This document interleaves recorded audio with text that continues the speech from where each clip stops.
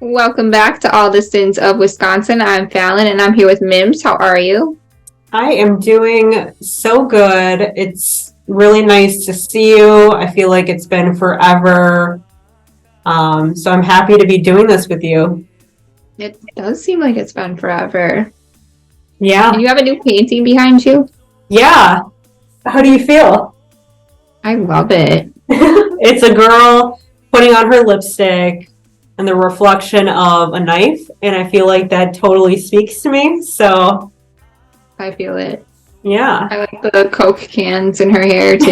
Right? Super ghetto, but ghetto fabulous like me. Perfect. Okay, so I have some news, but do you want to go first with anything that you have? You can go first. Okay, so Falon and I would like to announce that All the Sins will be ending by the end of this month. The last episode will be aired on May 31st. This has not been an easy decision to make. However, we both take our work-life balance very seriously and have decided that this is the best thing for the both of us. We have had a lot of fun doing this, but this is just our new path. Yeah, it's been a lot of fun. I've enjoyed it, but like you said, work-life balance is important. Got a lot of big things coming up, so... And I wouldn't want to give anybody's cases like half my attention. Right. So we are ending it, but I'm going to shamelessly plug two of my new projects. I'm excited to announce that our sinners won't be left hanging. I am launching a sister podcast with a new host. Her name is Jess, and it's going to be called All the Sins Worldwide.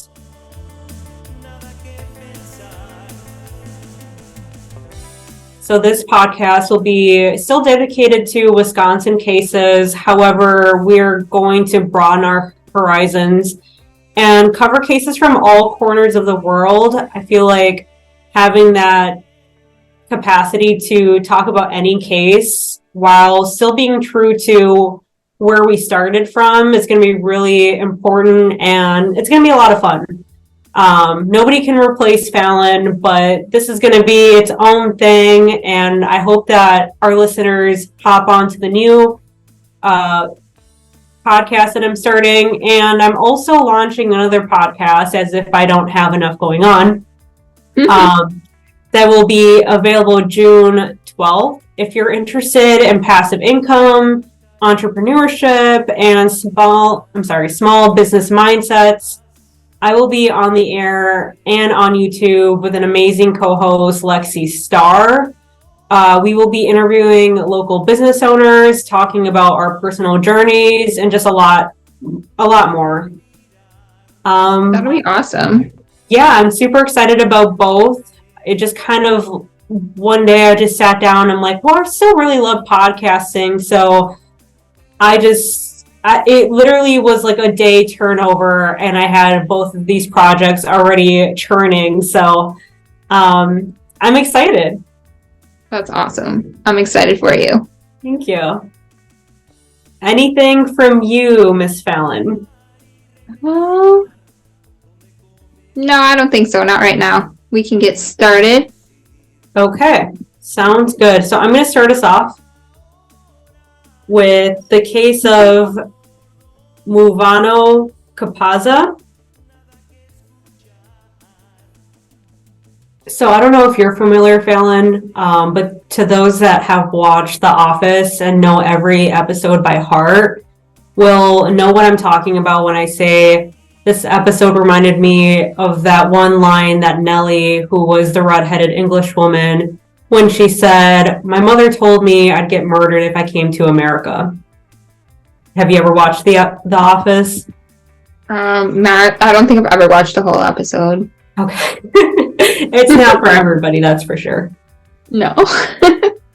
So this is the story of the body found at Pecks Landing in the Wisconsin River in 1999. My sources are from Criminally Intrigued Fandom, the show Secrets of the Morgue, and the Chippewa Herald. On July 30th, 1999, at Pecks Landing in Sauk County, a naked woman was found in the Wisconsin River in a black duffel bag. And if that wasn't bad enough, it wasn't just a naked body, it was a dismembered body with no head, legs, or arms. Oh, wow. Authorities were called immediately, and the search for the rest of the body was on. They've never seen something like this before. They combed through the river high and low, as it was vital for the body composition in order to determine the identification of this person. Day after day, authorities searched, and finally additional bags were found. One woodman's bag was found with a head and flesh inside. I'm going to just warn everybody, I feel like I should have done this before, but this one's a little bit intense. Another woman's bag was found with arms inside. But the problem was that the head found had identifying markers removed, like the nose and ears. So basically the head was more or less skinned off. However, the silver lining was that the killer left the hands on the arms, which would provide fingerprints. And I was kind of confused on that, because if you took the time to really decimate this person's body, remove all facial features, why would you leave the hands? Yeah, that's really weird. That silver lining came with difficulties. The body parts were in the water for a long period of time, so the skin was slewing off, which was problematic for fingerprints. Once the medical... I know, I'm so sorry. Just bear with me. It's a really good story. Okay. Once the medical examiner had the arms, they had to make a human glove out of the skin to put it over their gloved hands in order to get fingerprints. So they're really just trying their hardest to figure out who the victim is. I didn't know that they did that in real life. I thought that was just on CSI. It's a real thing, and it's happening here in good old Wisconsin. It's crazy. Yeah. An autopsy was performed, and the case of death could not be determined due to the state of the remains. That was a tedious and lengthy process, and unfortunately, the prints were not in the system, leaving investigators at another dead end.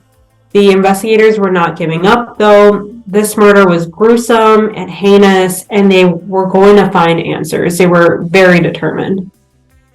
The investigators decided to go in a different direction.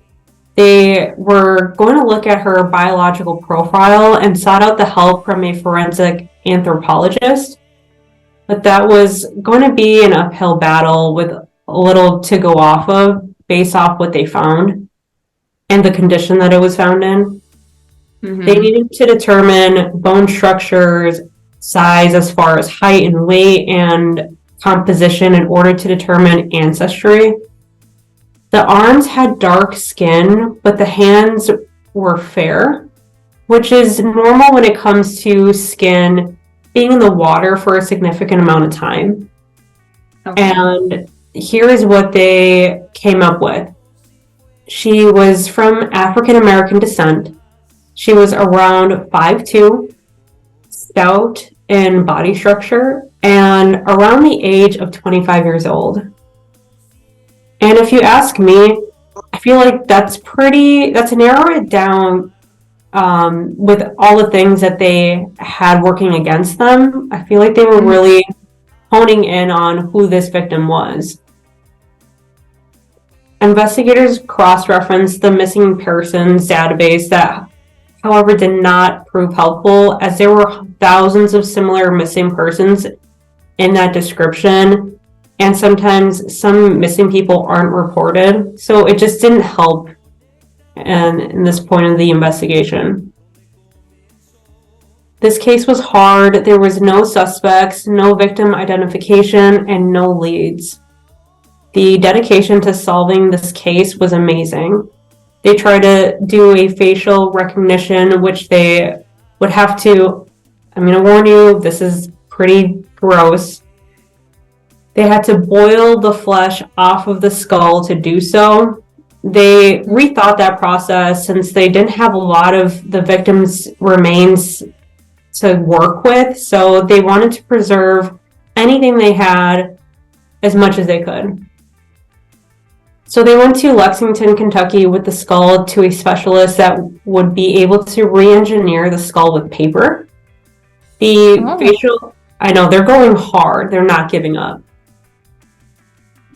The facial engineer created a masterpiece as the reconstruction was so lifelike. Now that they had a face to their Jane Doe that made up missing persons posters with the reconstruction. And they really went hard with this because they put long-haired wigs, short-haired wigs, a turban, glasses, no glasses, so that anyone and everyone would have the, be able to recognize who this Jane Doe is.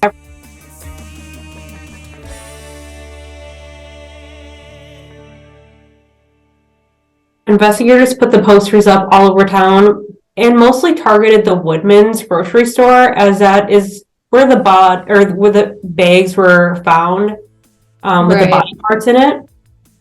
So they knew there was a link there. Mm-hmm.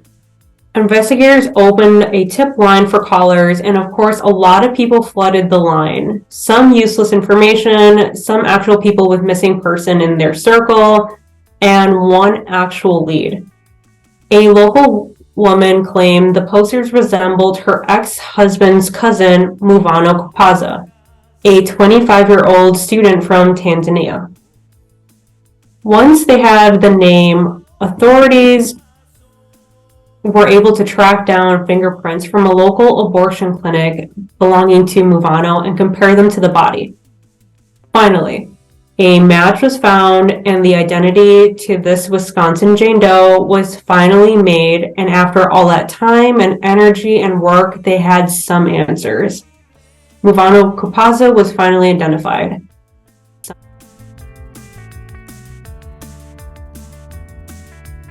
And how long was this process? This took maybe 2 years. Okay. But it doesn't end there. And in fact, this is where the investigation kind of gets a little bit harder, because we're going to have to figure out who did this, why, and, since she was from a different country, we're going to have to notify the family if they already didn't know. The woman who called in told investigators that her husband Peter and her met and got married, and he was a perfectly normal guy.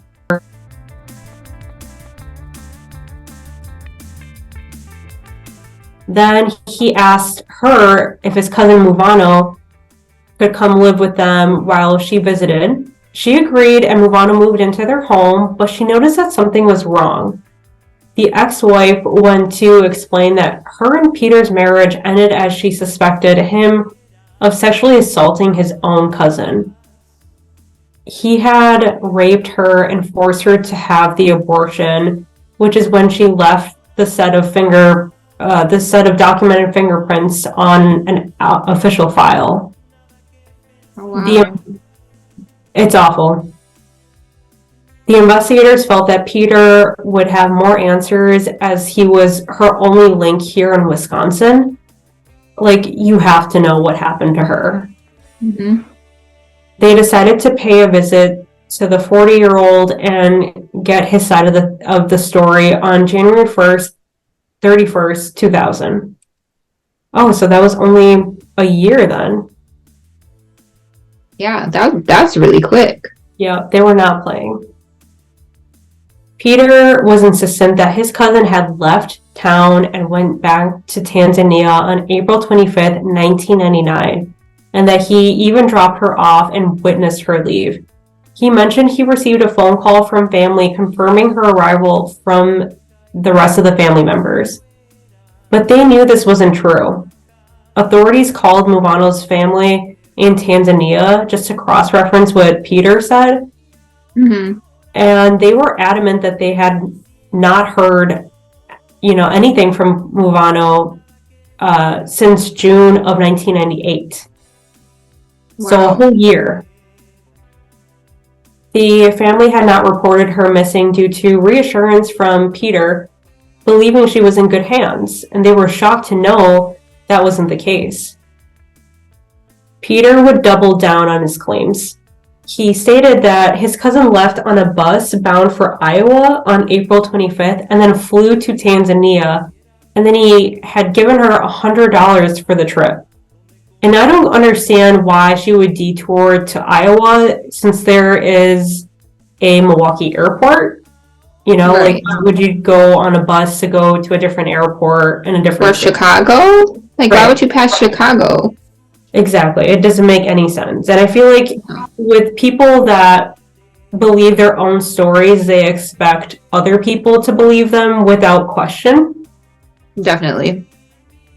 A claim that was called into question after inspecting Peter's financial records. He had very little money and was behind on nearly all of his bills. So for him to just give her $100 just seemed untrue.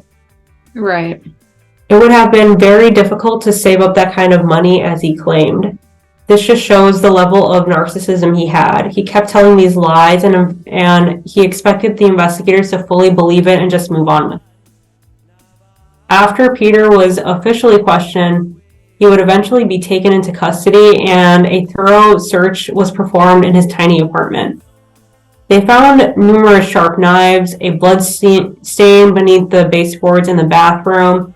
And when I say a tiny, I mean a speck. Like, they really combed the place down. They lifted everything.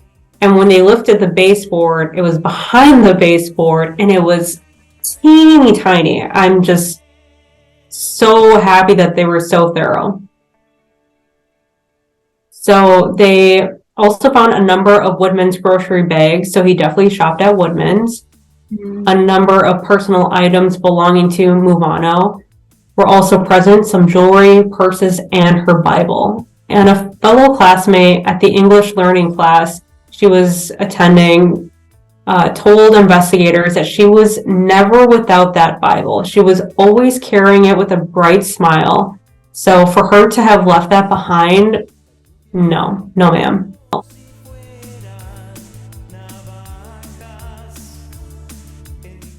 Right. All of this could be explained away though, so they really needed something to seal this entire investigation and bring it to a close, because that's all circumstantial. That can all be, she didn't want the Bible, she left me these things, or everybody has sharp knives, you know what I mean? Yeah, definitely. The biggest piece of evidence found was a letter postmarked for June 24th, 1999.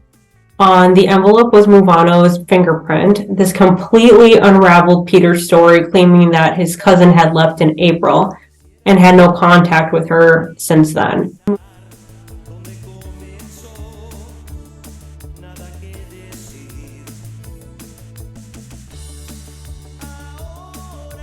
There was also a daily planner that Peter kept regularly. Around the time of Muvano's murder, cryptic entries were entered in Tanzanian languages. The loose translations were in regards to falling into something and getting a job done. Just very ominous notes overall. That's so weird to write it down. I know. I just don't get why people record, leave any sort of evidence behind, but I mean, I'm happy that they do, because then their asses get caught. Right. These could mean any number of things, but given their proximity to the murder, it's easy to assume that they were in regards to his cousin and what had happened to her. With all evidence taken into account, Peter was charged with the murder and mutilation of his own cousin, and his bail was set at $500,000. He was then taken to trial. Additional evidence came out during the trial as well. The ex-wife testified to the relationship Peter kept with the cousin, Mubano, which would lead to their divorce. She also testified that the black duffel bag was his, and it was a gift that she had given him a few years prior. So everything was linking up. Peter himself would also testify in a last-ditch effort to save himself, which, in my opinion, is never a good look for a defendant to do, but it's his right. He again asserted that Mubano had gone to Iowa via a Greyhound with another man, now another man's involved, from Tanzania. The other man part was something new that he just threw in there. He never once mentioned that before when he was being interviewed. Peter had lied throughout the case, and it was all very apparent. Nothing was lining up, and he just kept making the story, shifting it every time that he was, told that, well, that doesn't make sense because of this, and then he would switch it up, just making it even. The more that he tried to make it not look like he did it, the more he made it look like he did it. Right. Okay.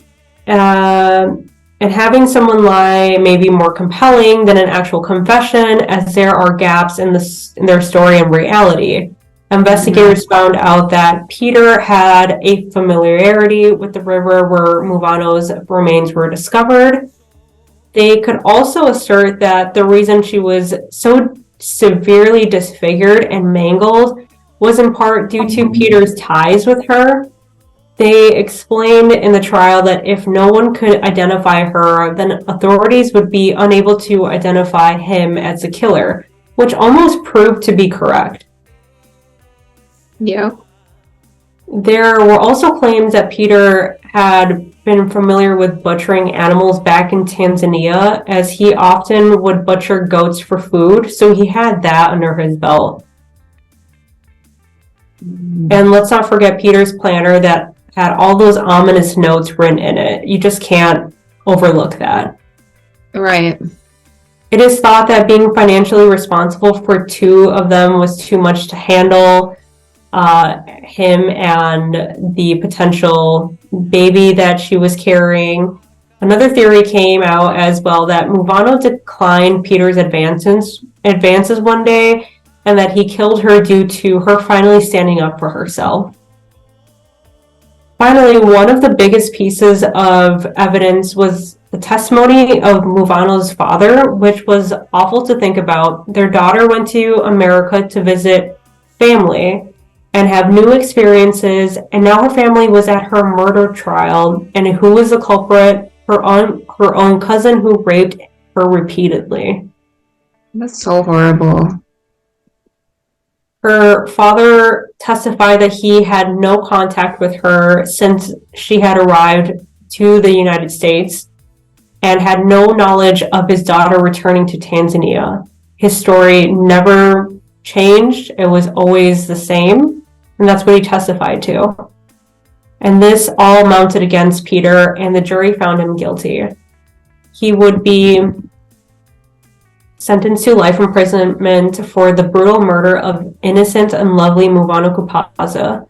In an odd twist of fate, Peter was almost eligible for release due to one of the star witnesses. Sandra Anderson trained and handled cadaver sniffing dogs and was charged with tampering evidence in a number of cases. Peter saw his moment of opportunity, so he filed for an appeal, but ultimately was unsuccessful. Despite the poor witness testimony of the dog handler, there was still overwhelming evidence that Peter was the murderer and attempted to cover his tracks.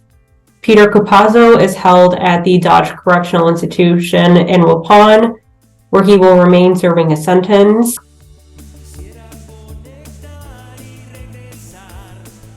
And my heart really goes out to the Kupazo family. They lost a beautiful, shining light of a person who wore a smile even when life wasn't kind to her. And on top of that, this family had to come to terms with the fact that it was caused by a person within their own family. Yeah, that's horrible. It really is. There's just nothing good about this. No. And that is a tragic story of Muvano Capazo. Great job. I hadn't heard about that. Thank you. Yeah, I watched the episode and I was like, first of all, this is crazy. Mm-hmm. Second, I've never heard of it. Right, me either. Isn't that crazy how many cases there are that we never heard of? It is super crazy. And like, it's not like this is a mild story by any means. Right. So the fact that this type of story is not or was not as publicized is just crazy to me. But yeah, me too. Well, all right. We love you guys. We love you. Bye. Bye.